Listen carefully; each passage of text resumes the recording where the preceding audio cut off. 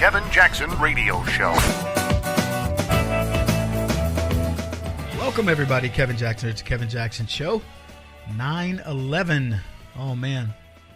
Amazing day for us, right? Reflective day. And sadly, we are not really able to focus on the meaning of that day because we've got another tragic storm beating up much of the East Coast, Florida. People suffering from weather. That's right, weather. But contrary to what the left say, this is not about God's wrath. See, this is how the earth was formed. This is how the earth sustains itself. I want you to think about the good that comes from a hurricane. The water that goes inland. You know, look, I'm not going to, certainly not going to trivialize the idea of the people that have died because of these storms and all that. Why do we inhabit these islands where we know these storms, every year, these storms are going to come through? Puerto Rico, Barbados, the Bahamas, all of it. Haiti. They all get, you're all in the line of fire on these little bitty pieces of land. And we love the coastal towns, right? Because we get that view of the ocean. I've had people that live in Florida go, man, we are leaving Florida. We are sick of these hurricanes every year. I'm like, I get it. Yeah, it's like that little drop of heaven, oh, look at that ocean. It's so beautiful. And then every year you're battening down the hatches, right? You got to put the plywood up. You put the things over the shutters. It's just crazy every single year. And look, the good news, they built hurricane, not proof, but hurricane resistant homes. So it's helped the building industry to some degree.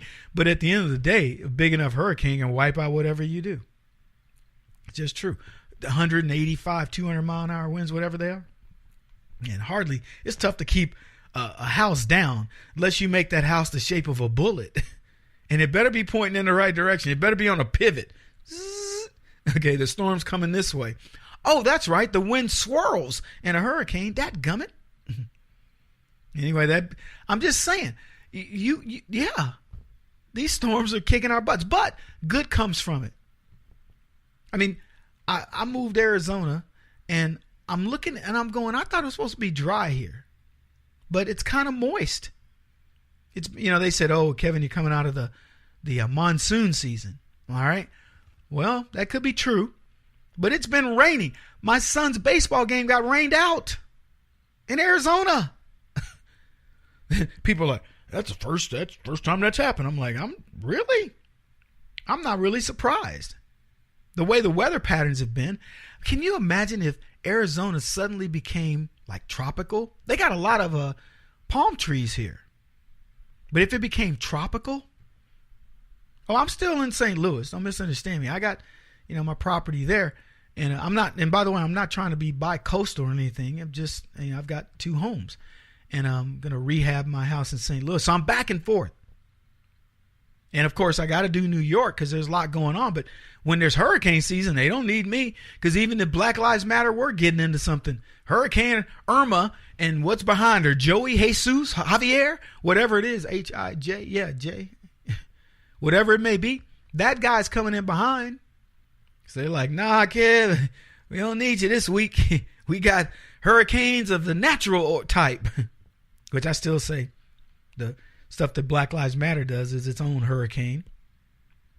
But, so we got all this devastation going on, but I always try to find something good. Maybe it's watering the plants in a location that would never get there, rarely water gets there. It doesn't get there as much. I don't know. People learn from this stuff. These fires are raging in a Montana area, California. And don't you think, I think about, why can't they just drop some of that water onto the fire? What if that hurricane were going through there? It would just, that would be the end of it. It would douse it. So the irony that there's massive amounts of water on one side of the world, and on the other side, there's massive amounts of fire. Natural disasters, who knows? Did somebody set that fire? Pfft. With leftists, you never know. And we know why the fires are now burning out of control in California, because they won't let them go back and cut the trees back.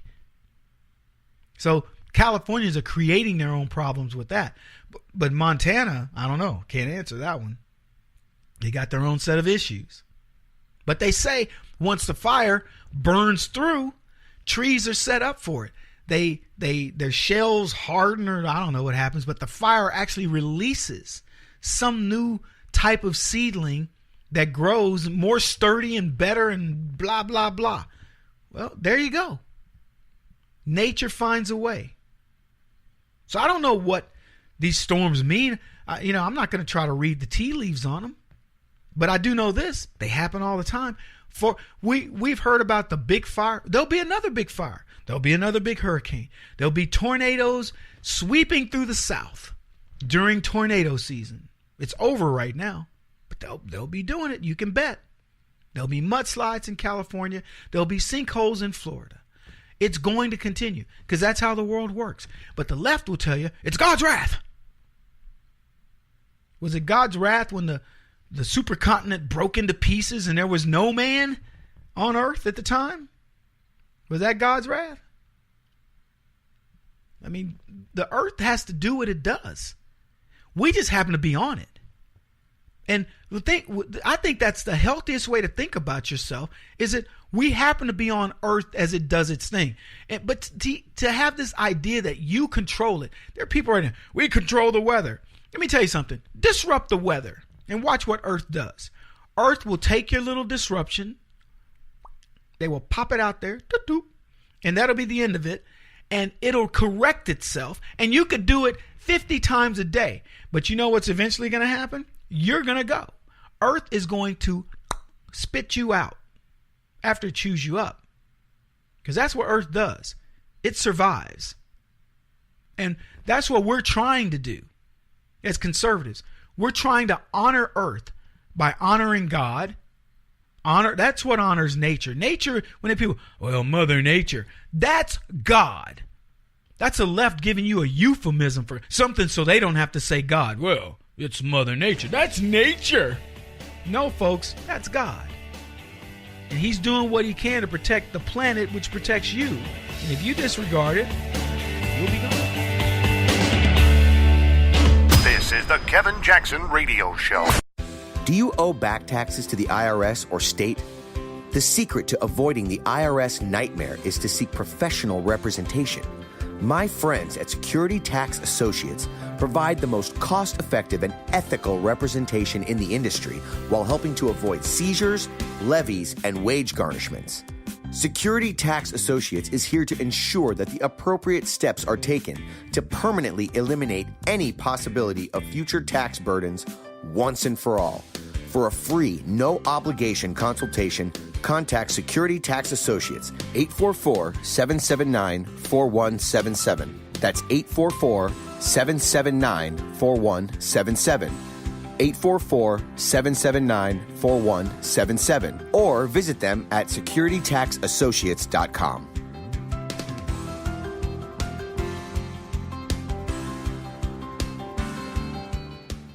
Beth Cook Moranville, author of Closer Than Your Breath, a book of hope. Hope, that wonderful, wonderful 4-letter word that you may feel completely out of. I wrote this book to give you great hope. It's not too late. If fetal position is an all too familiar place for you, I understand. If the next 60 seconds are too long, this book is for you. Wherever you are right now, whether you're dealing with divorce or death or sickness, take hope. You are going to make it through this pain. Don't roll your eyes. I've walked this road and I know it. The best is yet to come. Closer Than Your Breath, a book of hope from author and speaker Beth Cook Moranville, can be found on Amazon.com or Kindle.com. For more information, visit closerthanyourBreath.com or on Facebook at Closer Than Your Breath.